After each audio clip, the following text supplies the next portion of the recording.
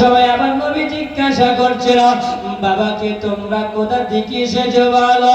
বলছেন, ওগো রাহমাতুল লিল আলামিন, ওগো মুহাম্মদ, আপনি আমাদেরকে ক্ষমা করে দেন। জোরে বলুন। আবার নবী বলছেন, বাবা তোমরা এখানে আমার কাছে এসেছো ক্ষমা চাওয়ার জন্য, তোমরা কেন আমার কাছে ক্ষমা চাও? তোমরা আবার কি দোষ করেছো বলো? বলছেন, ওগো মুহাম্মদ, আপনার জামাই যিনি হলেন আলিয়াল মুর্তজা, আপনার বেটির আপনার জামার চাদর গালো, আপনি যে চাদরটা আপনার বেটি ফাতেমাতুজ জাহরাকে দিয়েছিলেন, এই চাদরখানা যিনি আলিয়াল মুর্তজা, বাড়িতে কোনো খাবার ছিল না, এই জন্য তিনি চাদরখানা আমার কাছে বিক্রি করেছিলেন।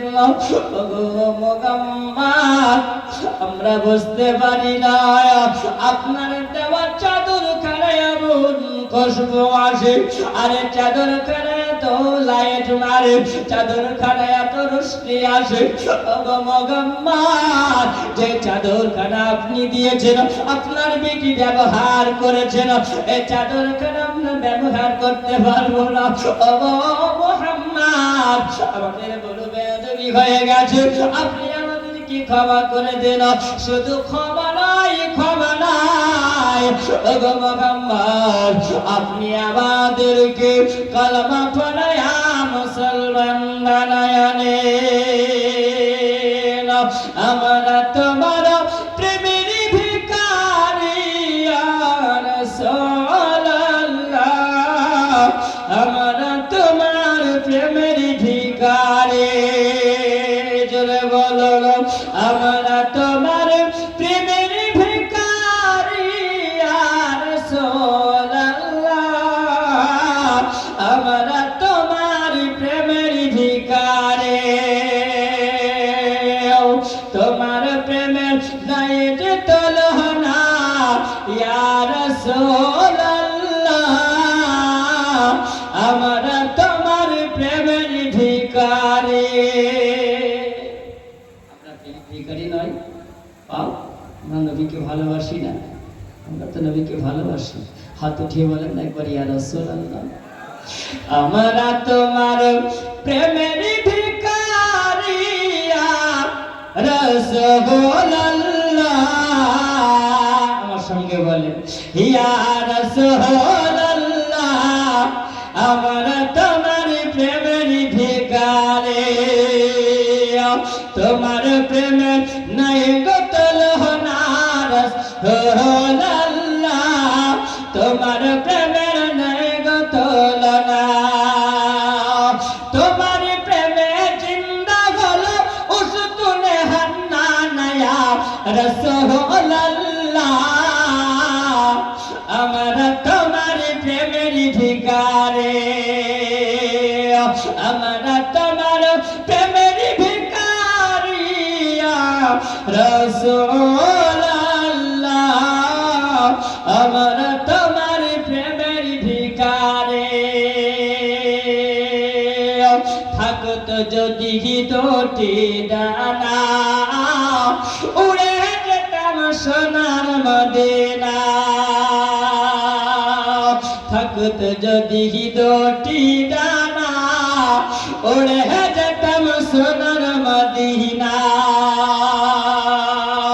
স্বপ্নে দিও দেখা, স্বপ্নে দিও দেখা ইয়া রাসূলুল্লাহ,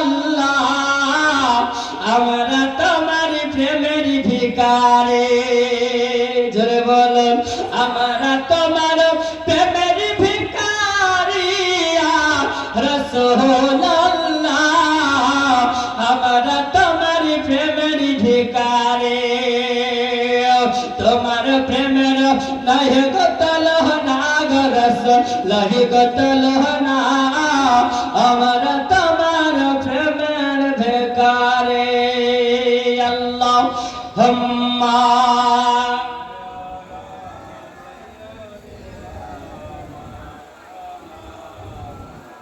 মুহাম্মাদ ওয়া আলা আলি সাইয়্যিদিনা মাওলানা মুহাম্মাদ সাল্লু আলা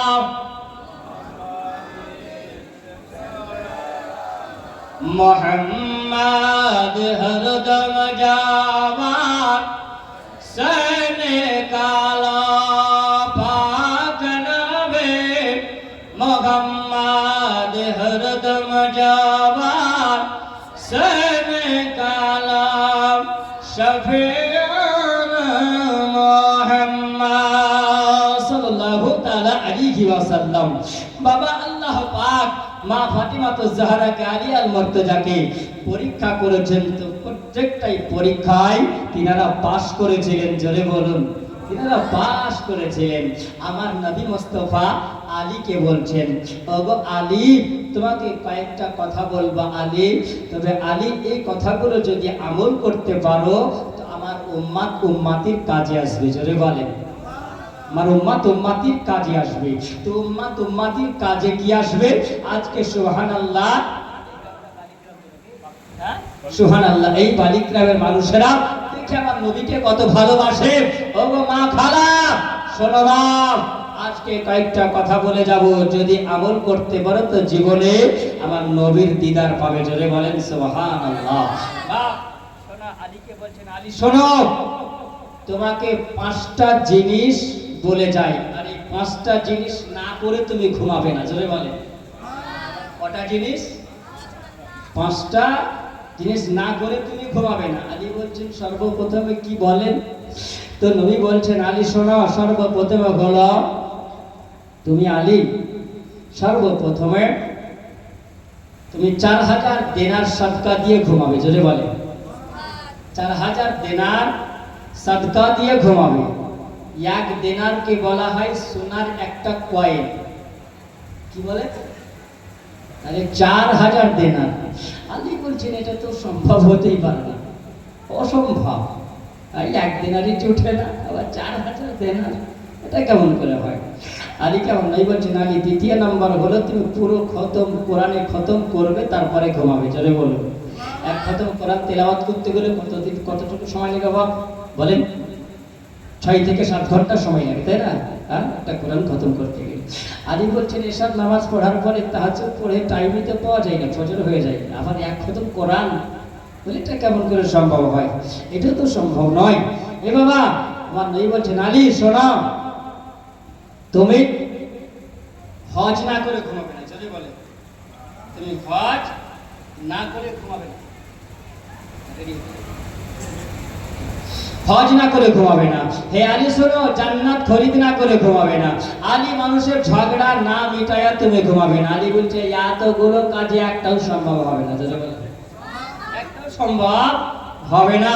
হযরতে আলিয়াল মুর্তজা যেমনি বলেছেন, আমার নবী বলছেন, বলে আলী শোনো, তোমাকে যে সমস্ত কাজগুলো বললাম, বলে আলী এই সমস্ত কাজের মধ্যে তোমার আসান কাজ হয়ে যাবে।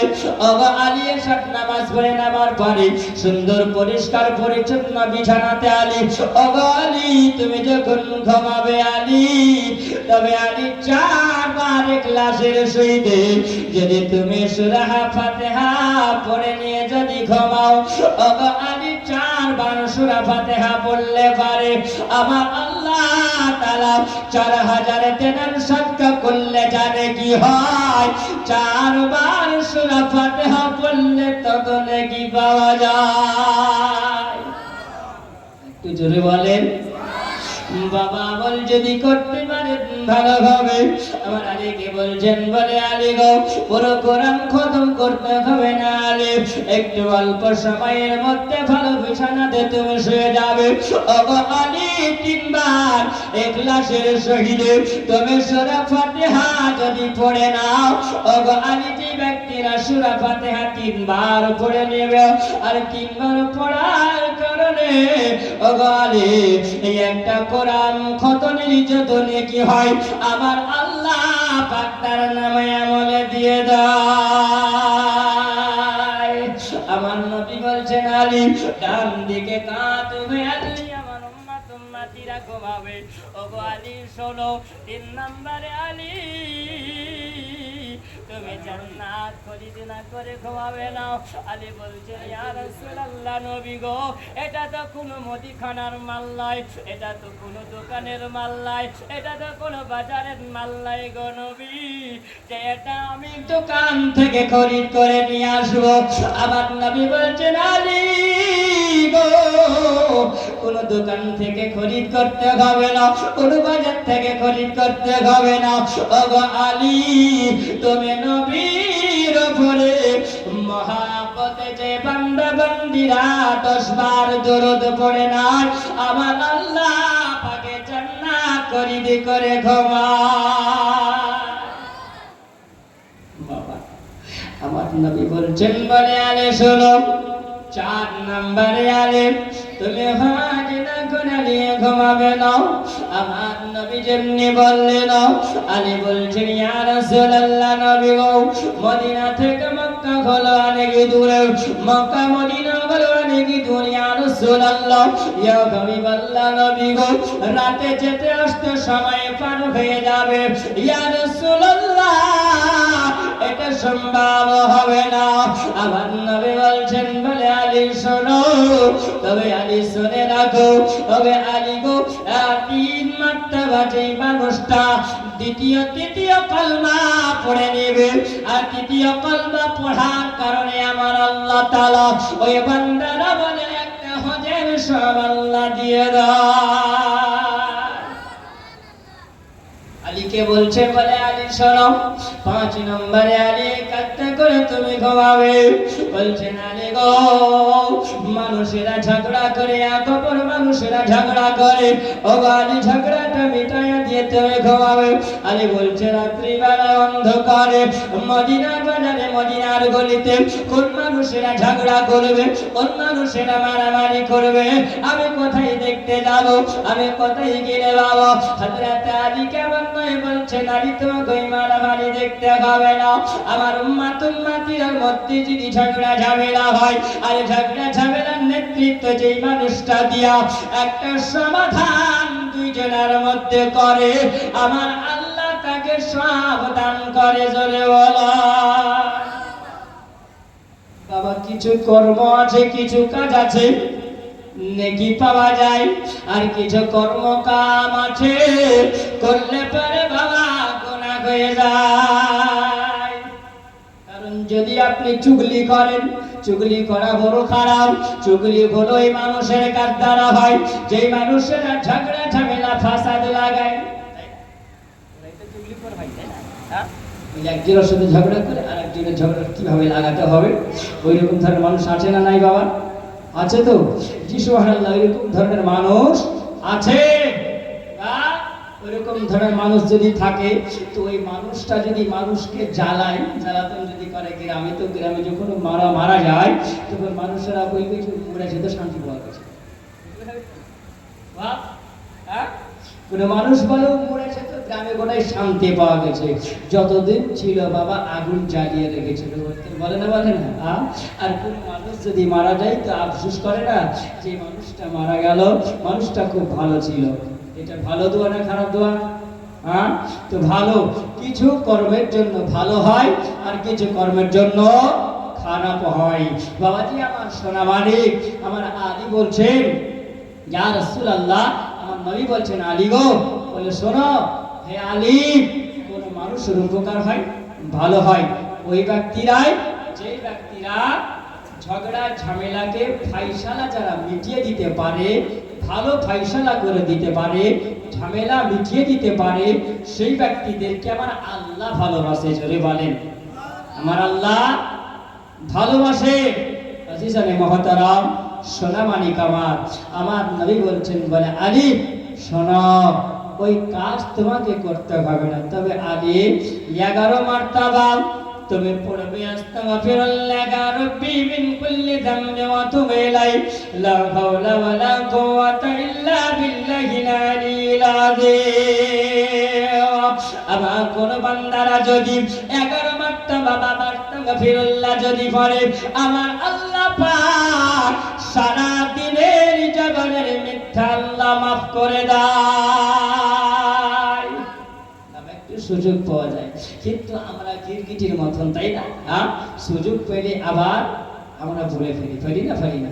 বাপ খবরদার সাবধান নাও, একবার তুমি যদি তওবা করে নাও আমার আল্লাহ পাকের দরবারে, আমার আল্লাহ পাক রব্বুল আলামিন বলেন আমার বান্দা বান্দিরা তোমরা নিরাশ হয়ো না বান্দারে, আমি আল্লাহ তোমাদের জন্য আমি আল্লাহ পাক আমি আল্লাহ রহমতের দরওয়াজা খুলে রেখেছি। জোরে বলো আরেক রহমতের দরওয়াজা খোলার পরে বান্দা তোমরা যদি একবার তওবা যদি না করতে পারো, বান্দা তোমরা যদি আল্লাহর কাছে একবার সারেন্ডার যদি না হও, আমি আল্লাহ পাক তোমাদের কি মানুষ রূপে আমি আল্লাহ দেখি নাই। বান্দা এতগুলো মানুষ তোমরা আজকে এই মেহফিলে এসেছো, আল্লাহ পাক তোমাকে বান্দা করে আল্লাহ পৃথিবীতে আল্লাহ পাঠিয়েছে, কিন্তু মুসলমান তুমি মুসলমান হওয়ার পরে আল্লাহর বিধান যদি তুমি না মানো, আল্লাহ পাকের হুকুম যদি না মানো, আমার আল্লাহ বলে উলাইকা কাল্লানামি বালহুম আদাল্লাহ। জোরে বলুন আল্লাহ বলছে বান্দা তোমরা মুসলমানের পরিচয় যদি তোমরা দিতে না পারো, তাহলে মহান আল্লাহ পাক বলছেন ওরা মুসলমান থাকে না, তারা হয় চতুষ্পদ জানোয়ারের মতো। কিসের মতো?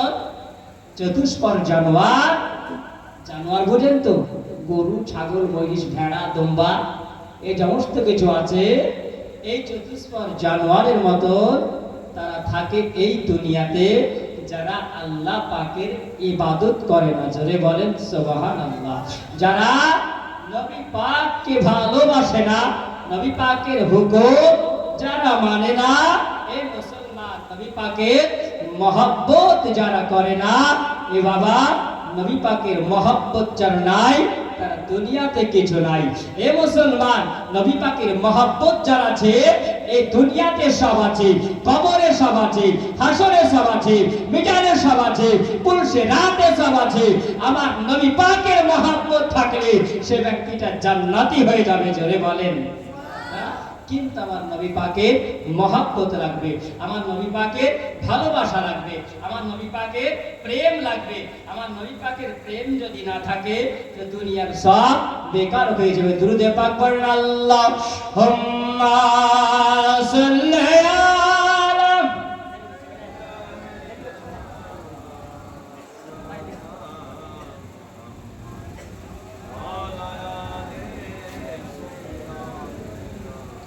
জোরে জোরে মুহাম্মাদ ওয়ালা আলিহি